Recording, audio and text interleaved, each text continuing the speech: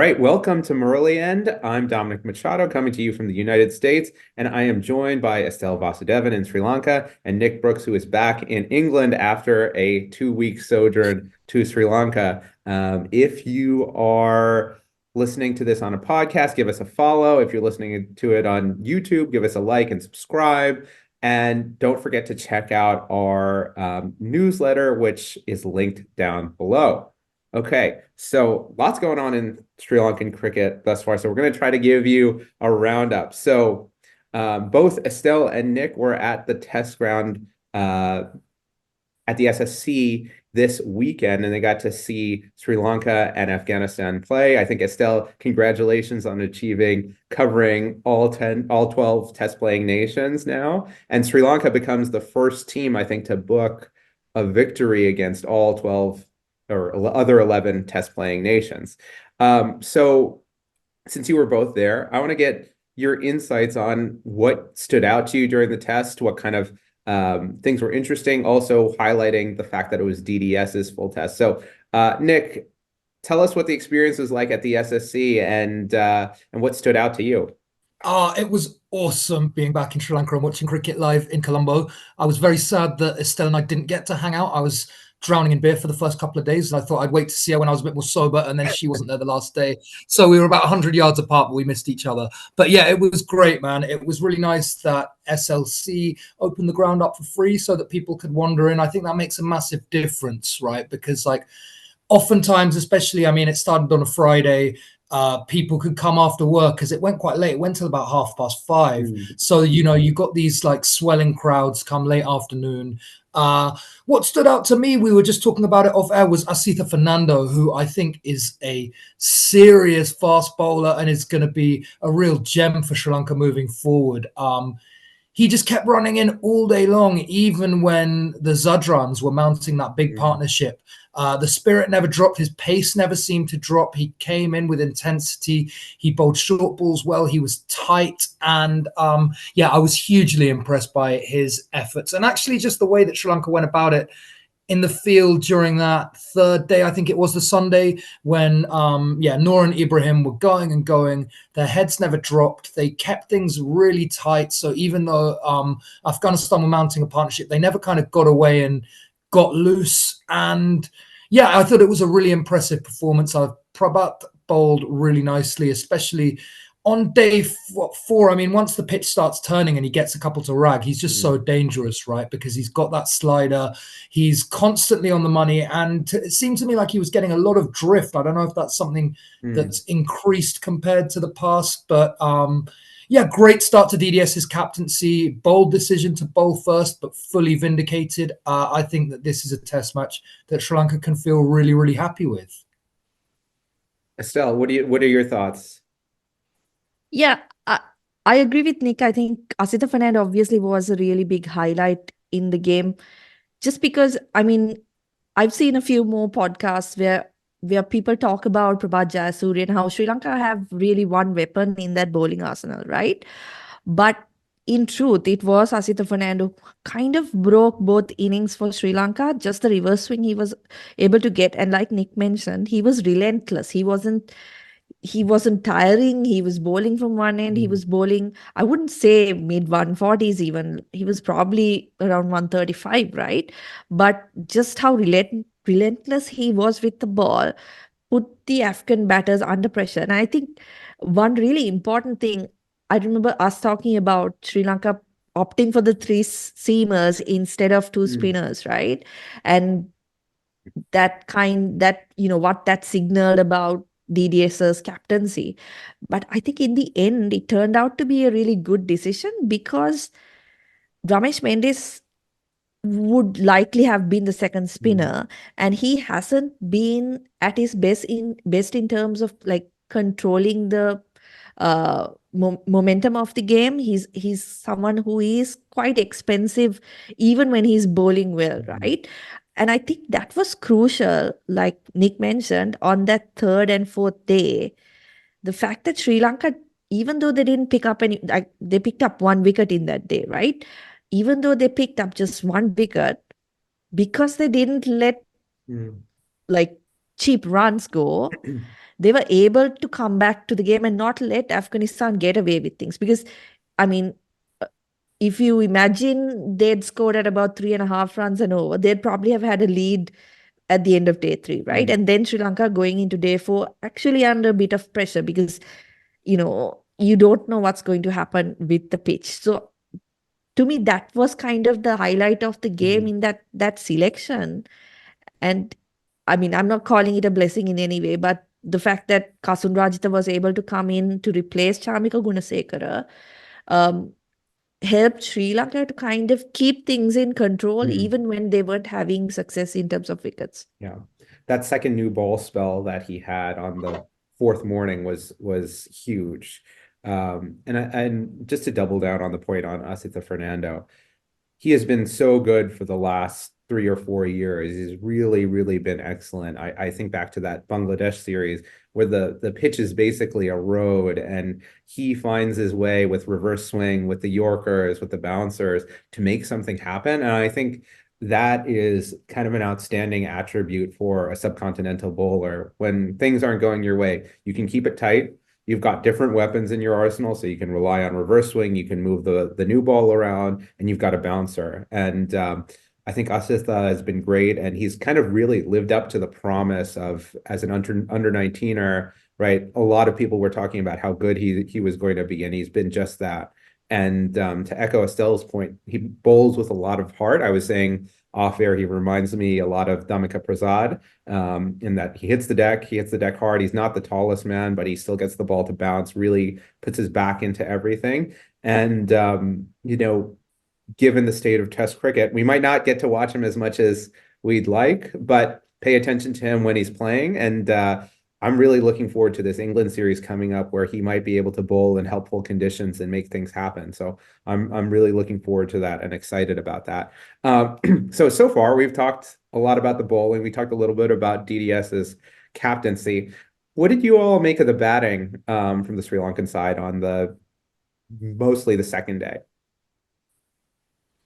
I would say Dimut Karunaratne was one, I think, who caught everyone's eye, right? He finished both innings with better than a run a ball knocks. I just think that first innings, he had a daddy 100 for the taking, and he kind of threw it away. Trying to be, maybe, I mean, you can't even say he was trying to be too aggressive because that was a full toss hit, right? He just couldn't clear the infield. That was the big talking point for me. I feel like, if you look at Sri Lanka's if you look at the batting lineup, the 7, you're not expecting too many changes, right? Unless there's an injury, you don't really see someone else coming in. So I think things went to plan. There were lots of runs to be made. I mean, even Angelo, I think a double 100 was there for the taking because the pitch was pretty flat. But just, again, do we call it unlucky? I don't know. He's had some strange luck during the past few months. But yeah, double 100 for the taking. And I think they would be disappointed with the total they ended up with because it wasn't a pitch that was doing much. Yeah. Nick, do you agree? Yeah, I thought it looked very, very flat on the Saturday. And actually, that Angelo Chandy partnership kind of had the feel like it was never going to end. I was gambling and I kept gambling on like the partnership going over this and this, and I kept winning money. Because they just looked in total control. And I thought the tempo was really good, actually. I mean, they played themselves in and then they steadily kind of increased the pace. And yeah, I think that there were more runs that were left on the table, as Estelle said. And I think the slightly disappointing thing is it was very much that when that partnership broke, then the wheels kind of completely came off, right? And there was that crazy DDS run out. And then it felt like suddenly wickets were just tumbling. And as we said, Sri Lanka bowled really well on day 3 to keep things tight. But had that not been the case, there was kind of that prospect that they could have been staring down the barrel of an awkward chase on a pitch that was starting to rag a little bit.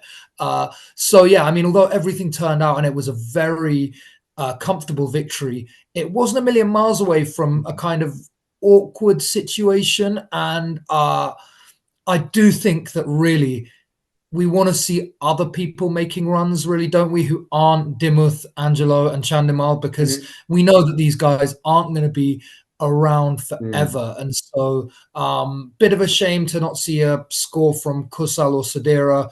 But I thought Nisha Madushka actually batted really nicely in both innings and was unlucky not to go on to another big one.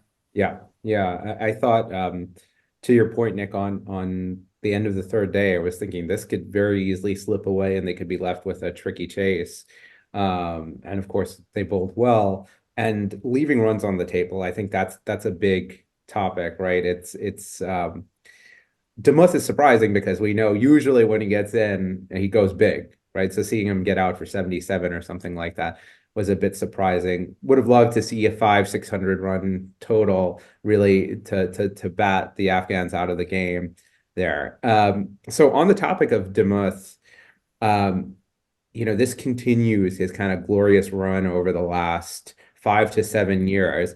And one of the questions that's popped up related to our newsletter here is, where do we rank Demuth, both in sort of the ranking of great modern test batters going around and in the Sri Lankan pantheon? So Estelle, I want to start with you. Where do you see Demuth both sort of as a on the world stage at the moment and then within the Sri Lankan pantheon?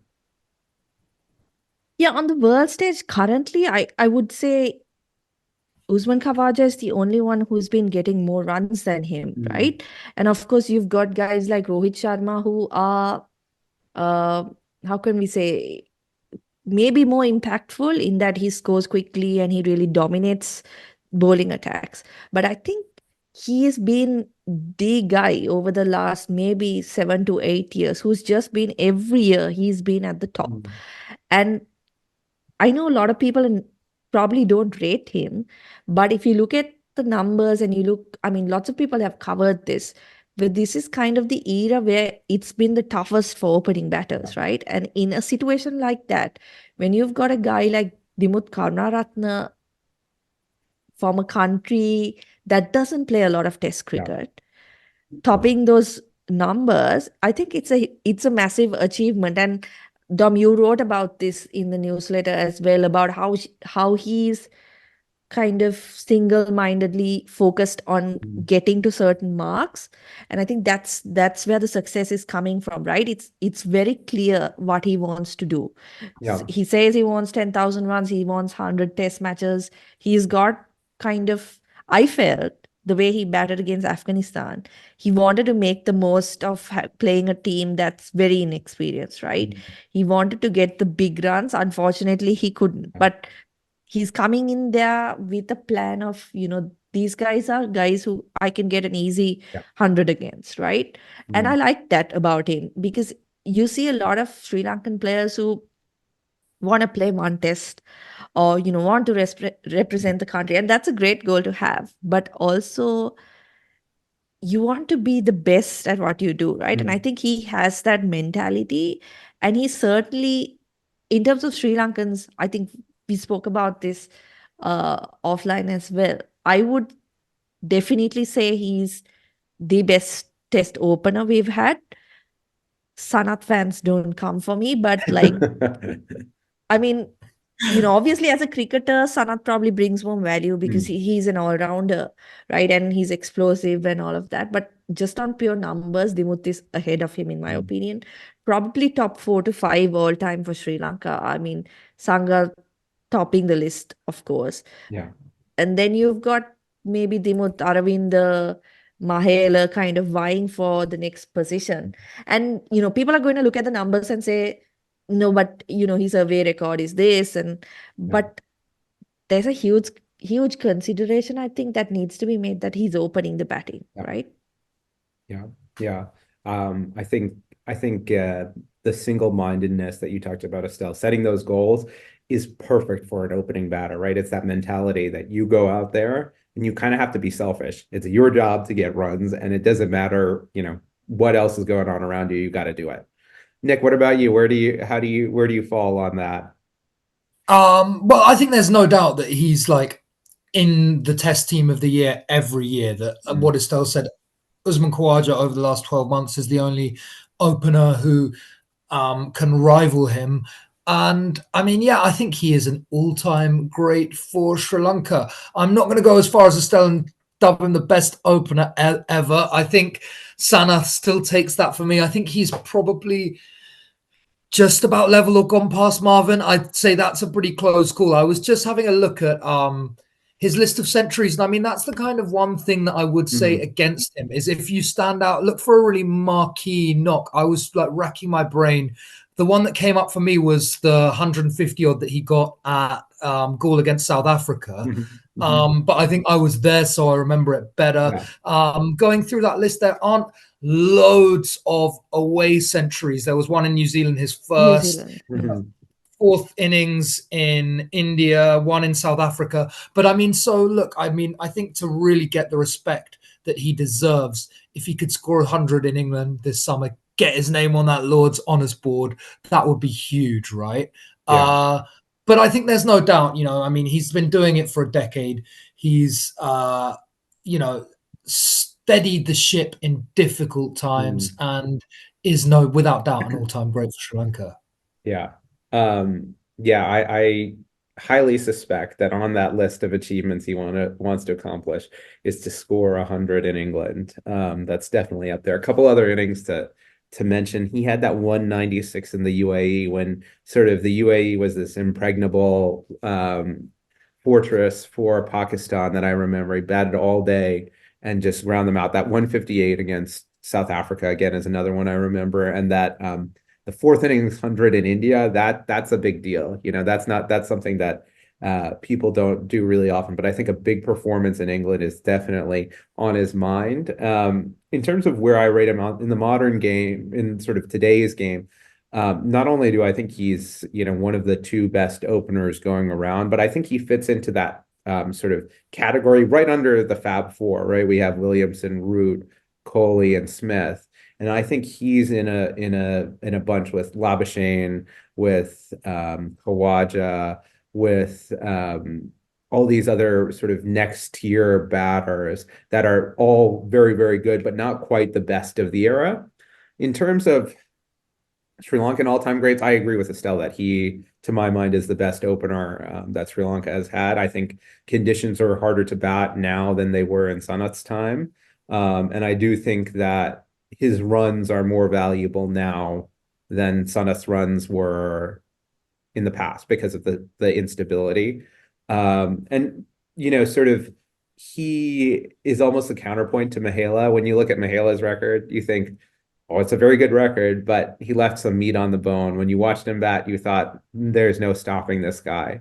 Demuth is the opposite, where he's wrung every single ounce out of his talent. And I'm just kind of excited to see what he does over the next 3 or 4 years, because I think that goal of 10,000 test runs means he's going to be around for as long as they'll have him. All right, great.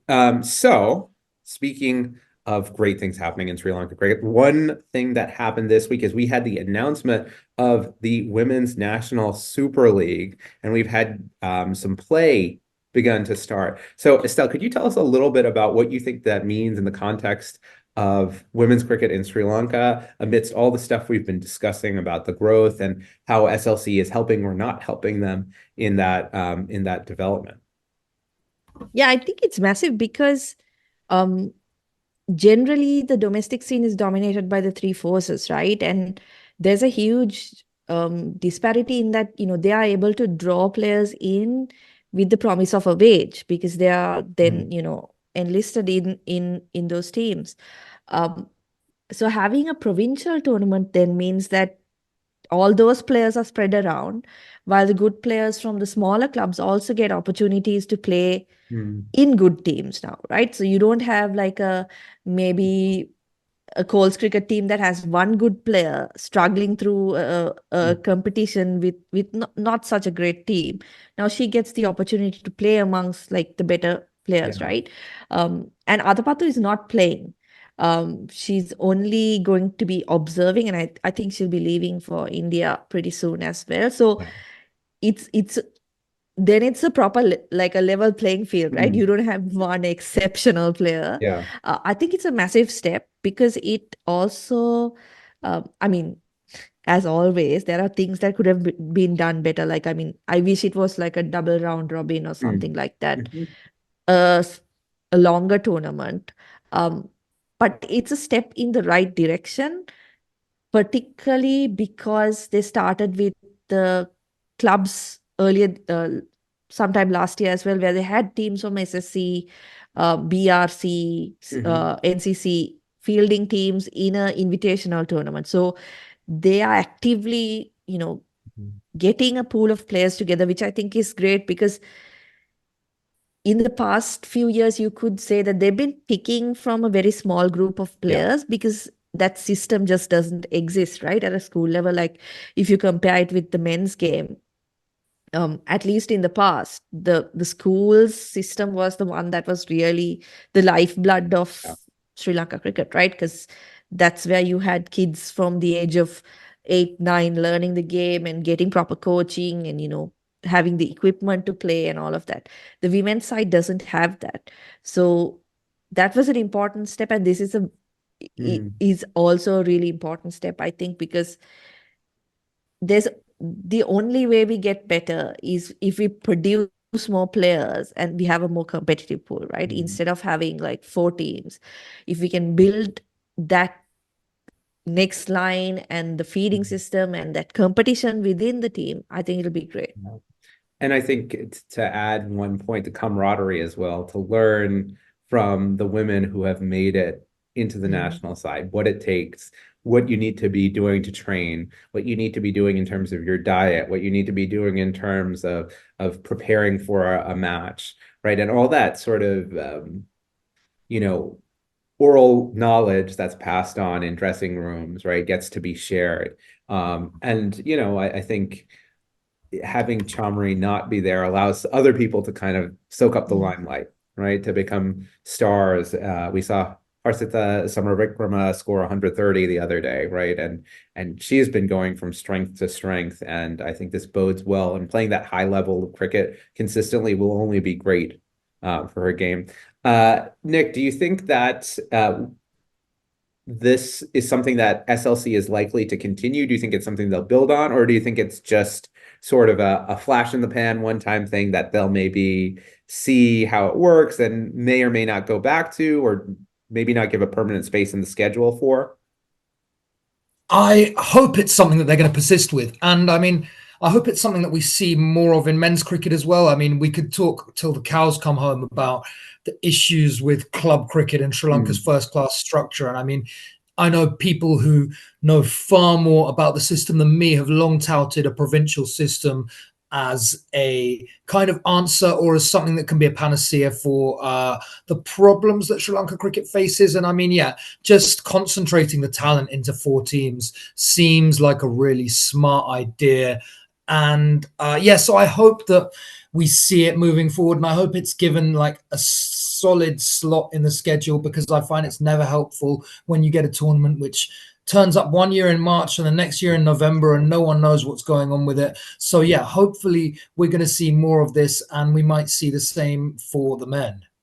Yeah, a cry for consistency. And I think especially, Estelle was talking before we got on the air, the 2 years off that these women had from cricket is not good, right? And they're achieving despite all of that. So just some level of consistency and support from SLC will go a long way in helping this team that's already accomplished so much in spite of not having all of that to go from strength to strength. Okay.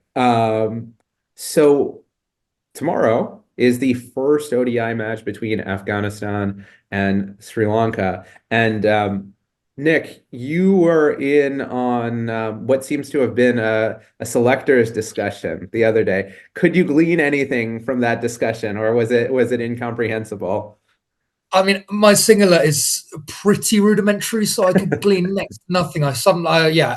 For listeners, I'm not sure if I should be sharing this, but having spent 3 days on the grassy bank, sitting in the sun, drinking beer, I strolled in on Monday morning with my dear old uncle Ranjit Fernando, who kind of swaggered us into the president's box. And lo and behold, there's Janta Mendes, Taranga Paranavitana, Upul Taranga, and Doruan just like they're hanging out. And they were doing a little bit of discussion in singular. I heard Avishka Fernando's name come up. I saw a spreadsheet, but that was about all I could glean from the discussion.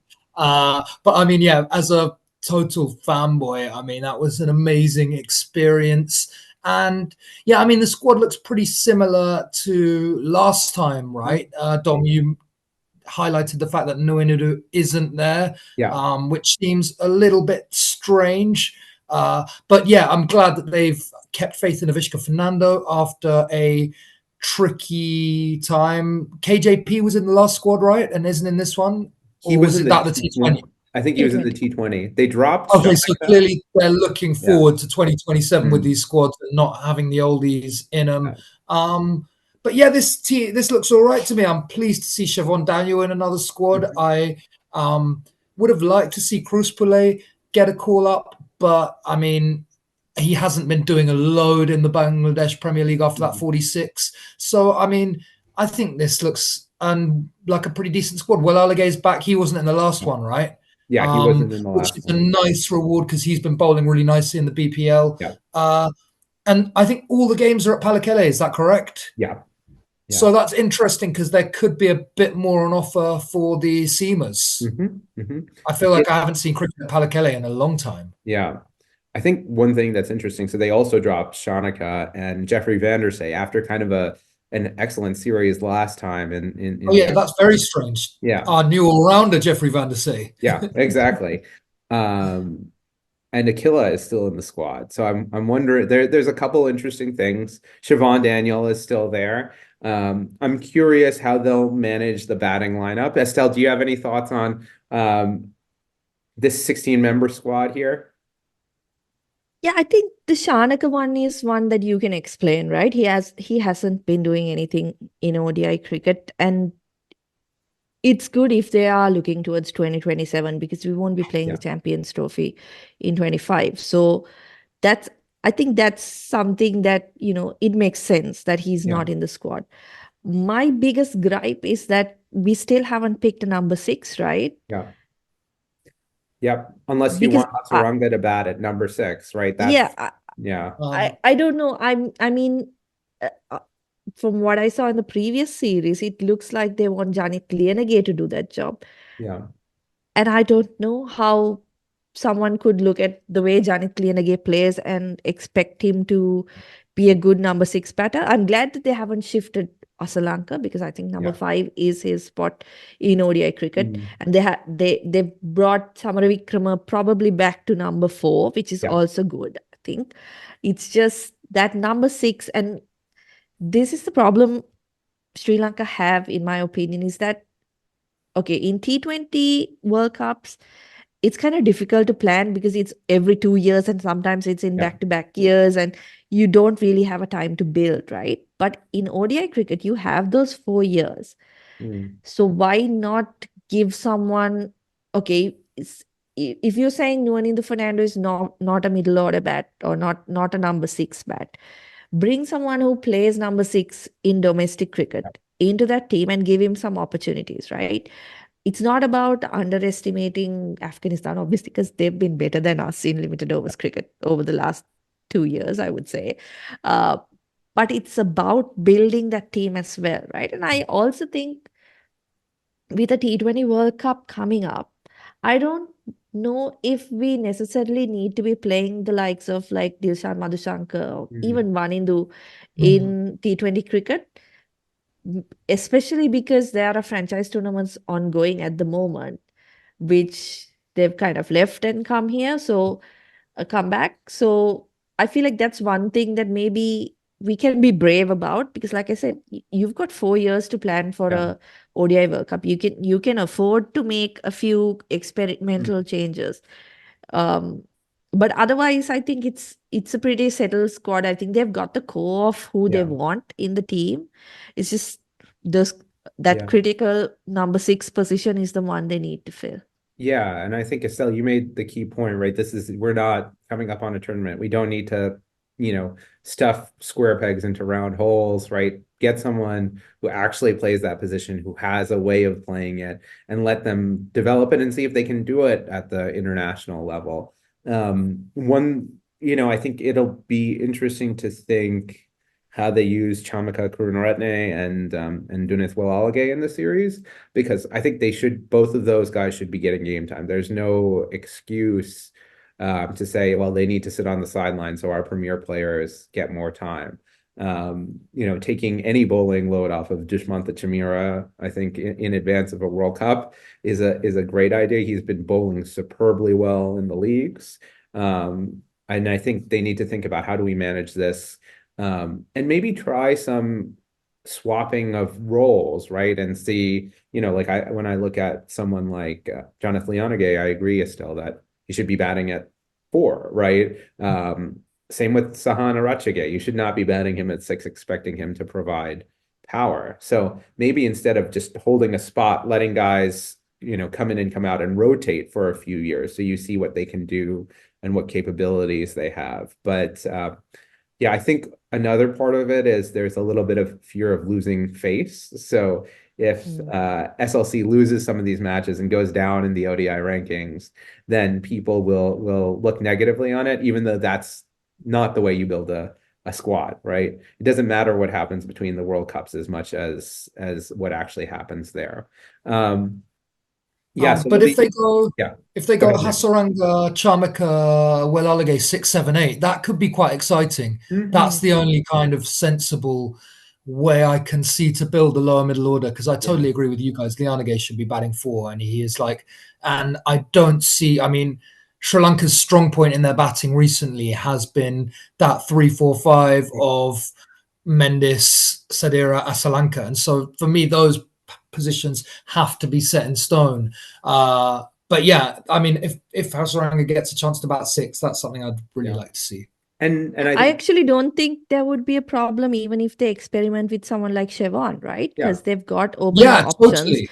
And he's a young guy who has the skills, I would say, to maybe succeed in that lower order, right? Yeah. So I wouldn't mind even seeing something like that. But someone like Janit Lienege, like the way he plays, and he's not that young either for someone who can really adapt and change his game completely.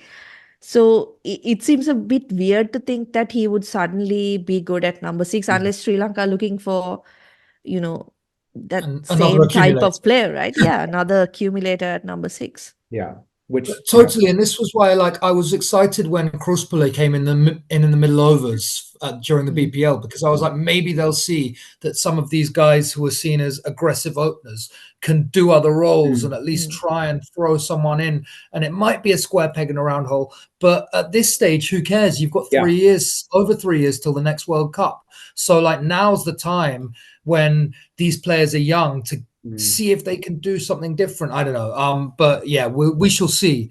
But I do think I totally agree with you, Estelle, that a Siobhan Daniel or a Kruspele given a chance to come in at 6 and see if they can slug it out during the back overs is interesting. As Mark's not here, I should also say that Barnacle looked great today.